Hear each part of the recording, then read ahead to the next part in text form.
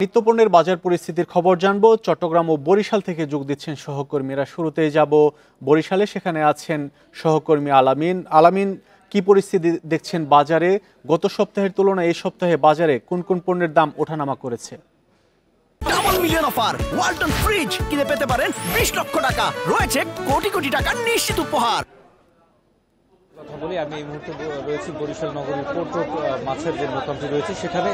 বরিশালে কিন্তু প্রতি সপ্তাহে আমরা দেখছি যে আসলে মাছের দাম বৃদ্ধি পাচ্ছে। এই সপ্তাহে কিন্তু 20 টাকা পর্যন্ত বেড়েছে প্রতিটি মাছের দাম। এর পাশাপাশি যেটি দেখেছি যে ইলিশের সরবরাহ কিন্তু একেবারেই কম, যার ফলে কিন্তু ঘেরে চাষ করা যে মাছগুলো রয়েছে সেই মাছের কিন্তু বেশ সরবরাহ রয়েছে এবং সরবরাহ থাকার পরেও কিন্তু আসলে বাজারে বেশ চড়া দামে কিন্তু মাছ বিক্রি হচ্ছে। এবং ক্রেতারা যেটি বলছেন যে প্রতি সপ্তাহে যখন তারা বাজারে আসেন তখনই দেখেন যে আসলে 10 থেকে 20 টাকা পর্যন্ত মাছের দাম বৃদ্ধি পায়। সেক্ষেত্রে আজকে আমরা যেটি দেখেছি যে মাগুর মাছ 180 টাকা কেজি দরে বিক্রি হচ্ছে, তেলাপিয়া মাছ 180 থেকে 220 টাকা এবং কই মাছ বিক্রি হচ্ছে 250 টাকা, রুই মাছ 400 টাকা, কাতল মাছ 400 টাকা, চিংড়ি 700 থেকে 1200 টাকা পর্যন্ত বিক্রি হচ্ছে।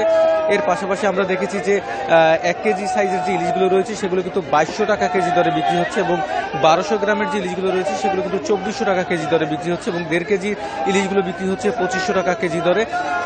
আমরা সবজির বাজার ঘুরেছিলাম, সবজির বাজারে কিছুটা স্বস্তি এসেছে। সবজির বাজারে 20 থেকে 30 টাকা পর্যন্ত কিছু কিছু সবজিতে কমেছে এবং বেগুন 80 টাকা কেজি দরে বিক্রি হচ্ছে, টমেটো 160 টাকা কেজি দরে বিক্রি হচ্ছে, সিম বিক্রি হচ্ছে 60 টাকা কেজি দরে এবং ফুলকপি বিক্রি হচ্ছে 40 টাকা কেজি দরে। গত সপ্তাহের যে কাঁচামরিচ 120 টাকায় বিক্রি হয়েছিল সেই কাঁচামরিচ 20 টাকা কমে 100 টাকা কেজি দরে বিক্রি হচ্ছে। এর পাশাপাশি যদি আমরা সয়াবিন তেলের কথাটা বলি, আমরা বেশ কয়েকটি মুদি দোকানে দেখেছি যে আসলে বোতলজাত যে সয়াবিন তেলগুলো রয়েছে সেগুলো কিন্তু বেশ সংকট রয়েছে এবং বিক্রেতারা বলছেন যে কোম্পানি থেকে তারা বোতলজাত সয়াবিন পাচ্ছেন না, যার ফলে কিন্তু খোলা যে সয়াবিন রয়েছে সেই খোলা সয়াবিন 195 টাকা কেজি দরে বিক্রি হচ্ছে এবং ক্রেতারা যেটি বলছেন যে আসলে বাজারে এলে যে সয়াবিনের বোতলজাত যে সয়াবিন তেলগুলো রয়েছে সেই সয়াবিন তেলগুলো কিন্তু আসলে তারা কিনতে পারছে না, যার ফলে খোলা যে সয়াবিন সেগুলো কিন্তু বাড়তি দামে তাদেরকে কিনতে হচ্ছে। এর পাশাপাশি আলু 70 টাকা কেজি দরে বিক্রি হচ্ছে এবং পেঁয়াজ বিক্রি হচ্ছে আপনার 90 থেকে 120 টাকা কেজি দরে।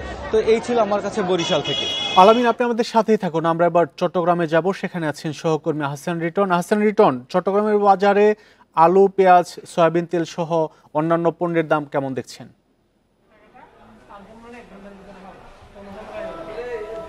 দেখুন, আমরা আসলে এই মুহূর্তে চট্টগ্রামের কাজীদেউরি বাজারে আছি। আমরা যেটি দেখছি সেটি হচ্ছে গত সপ্তাহের তুলনায় যে সবজির দাম সেটি আসলে এখন অনেকটাই কমতির দিকে। বিক্রেতা যারা রয়েছেন তারা বলছেন যে আসলে দেশের নানা জায়গা থেকে বাহারি রঙের সবজি আসছে, ফলে পর্যাপ্ত সবজি আসার কারণে বাজারে এখন অনেকটাই পরিস্থিতি অনেকটাই নিয়ন্ত্রণে আসছে বলে তারা মনে করছেন।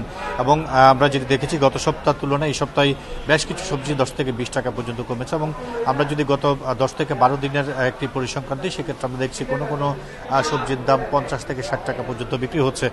আমরা একটু বলতে চাই যে নতুন আলু এই মুহূর্তে বিক্রি হচ্ছে 100 থেকে 120 টাকা। পুরনো যে আলু সেটি আসলে 70 টাকাতে এখনো পর্যন্ত মিলছে, সেটির আসলে দাম খুব উঠানামা করছে না।